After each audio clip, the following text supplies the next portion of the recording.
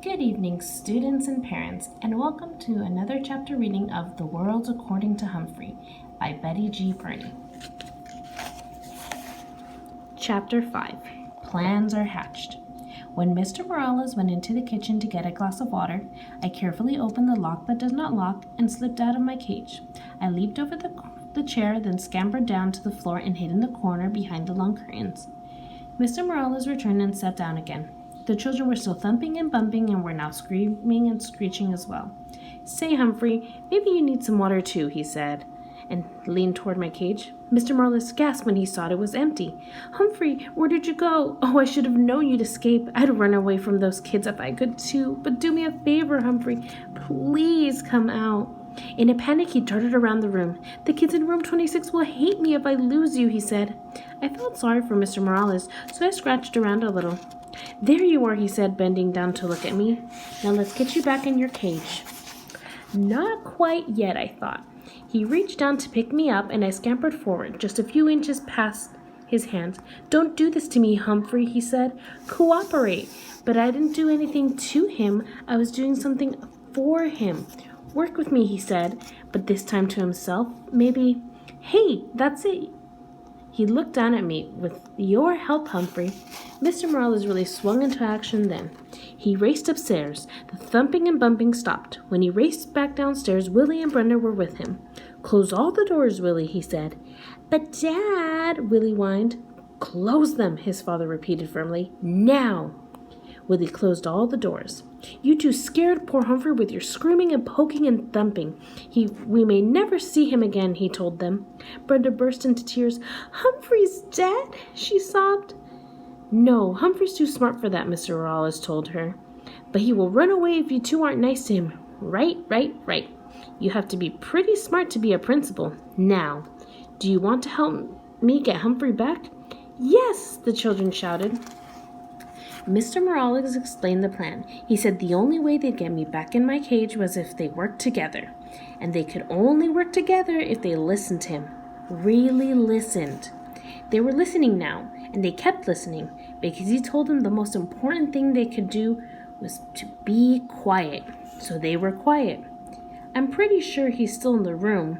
Our job is to lure him back into his cage," Mr. Morales whispered. He put my cage in the middle of the floor. Then he went to the kitchen and got a handful of sunflower seeds. Willie and Brenda helped him make a trail of seeds across the floor leading up to the cage. "Good," said Mr. Morales. "Now we have to be very quiet and wait for Humphrey to pick up the seeds. But if you say anything or even move, you might scare him." "We'll be quiet, Dad," said Willie. Brenda agreed. They all sat on the sofa. "Do you think it'll work?" Willie whispered. "Of course," Brenda answered. "Dad's smart." "Well, he's not the only one." I waited a while. After all, the Morales children needed all the practice staying quiet they could get. When Willie got restless, I started skittering along the floor. "I hear him," said Brenda. "Shh," said Willie. I waited a few more seconds, then scrambled out of the corner and grabbed the closest seed. I could hear loud gasps from the children, but I pretended not to notice. I scurried toward the second seed. This plan Mr. Morales and I came up with was tasty. I could almost feel 3 pairs of eyes fixed on me, but I ignored them. I grabbed up the third and fourth seeds, hid them in my cheek pouch, then stopped right outside the open door of my cage. Inside, Mr. Morales had left a lovely pile of sunflower seeds. It was nice to be free, but my cage was home after all. Besides, until the day somebody fixes the lock that does not lock, I can get out whenever I want. The kids were still quiet, so I made a run for the cage. Mr. Morales quickly closed the door, and the children began to cheer. "We did it," said Brenda. "Dad's the smartest man in the world," said Willie. "Hey, you kids helped. When we cooperate and work together, we make a pretty good team," Mr. Morales told them. "Lo mejor," Willie agreed. "The best." Mr. Morales squatted down and winked at me. Of course, Humphrey helped too. I'll say. The rest of the weekend with the Morales family was fine. Sometimes the kids started interrupting their dad or mom, but Mr. Morales just reminded them that they could be polite if they tried. Willie and Brenda tried. Mrs. Morales sold a house. It turns out that selling other people's houses is her job, so they celebrated with pizza and ice cream. Brenda learned to hold me gently. Willie even cleaned the poo out of my cage, which I appreciated. Life is good, I thought, as Mr. Morales drove me back to school Monday morning. Then I remembered Mrs. Brisbane and how she'd said I was a troublemaker and she was going to get rid of me. Humphrey, you're a true friend, said Mr. Morales, as he carried my cage into room 26. I'll never forget what you did for me. As soon as class started on Monday, Heidi's mom came into the classroom and explained to everyone about taking me home on weekends. How many of you would be interested? Mrs. Hopper asked. Every single hand in the classroom was raised. Every hand except one, Mrs. Brisbane's. Still, it was a pretty good week. I got 90% on the vocabulary test. I bet Zaya got 100%, but she still didn't raise her hand even though she'd promised. And Aldo talked more and more every night. On Tuesday night, he leaned in close and asked, Humphrey, don't you ever wish you had a girlfriend? Like most hamsters, I'm pretty much of a loner, so I really hadn't thought about it before. Not sure, I squeaked. I would like one, said Aldo, a real nice girlfriend. I felt sorry for Aldo. I squeaked extra loud when he performed his broom balancing act for me. I was still thinking about him on Wednesday, after everyone had left, while there was still light coming in the window. I meandered outside the cage to help myself to any mealworms that Heidi might have left behind when she fed me earlier in the day. The table was covered with newspapers. While I nibbled, I browsed the news. All of life was there on the pages of the newspaper. Births and deaths, lost pets. Sad, sad, sad. Funny jokes, good news, and bad news. Then there were the ads. My, there were so many stores, not just Petorama, but Shoesorama, Foodorama, and Books Galore, and Wide World of Tools. And there were other ads too. One in particular caught my eye that afternoon. It read, Work nights? Lonely? Want to meet others who work nights? The Moonlighters Club. For people who work at night. Meetings are held during the day on weekdays.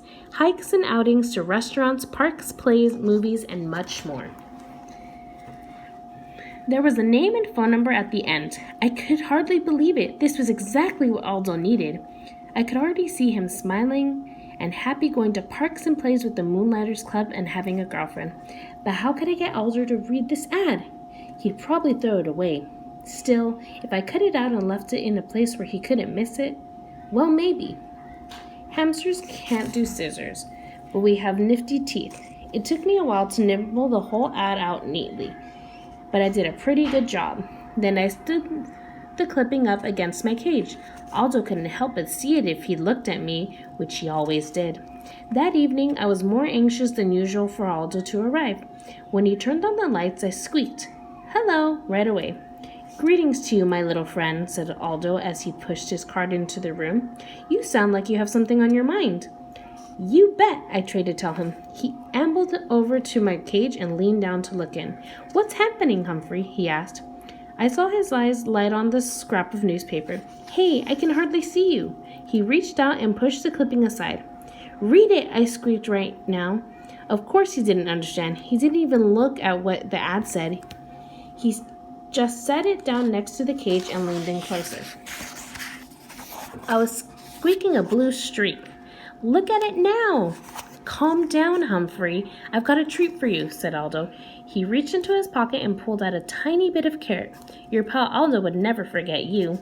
My heart sank. You try to help a human and they don't even pay attention.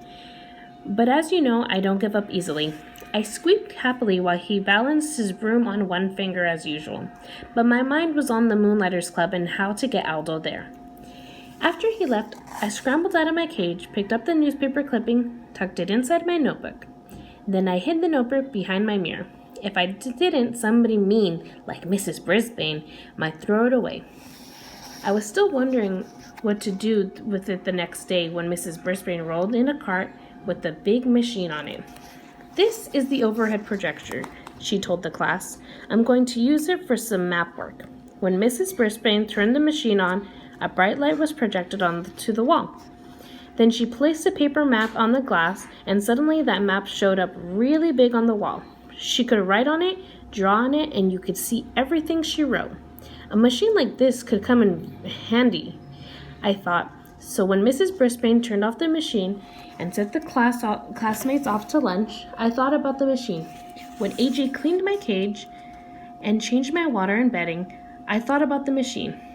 I thought about it so hard, I suddenly came up with a really, really, really good plan.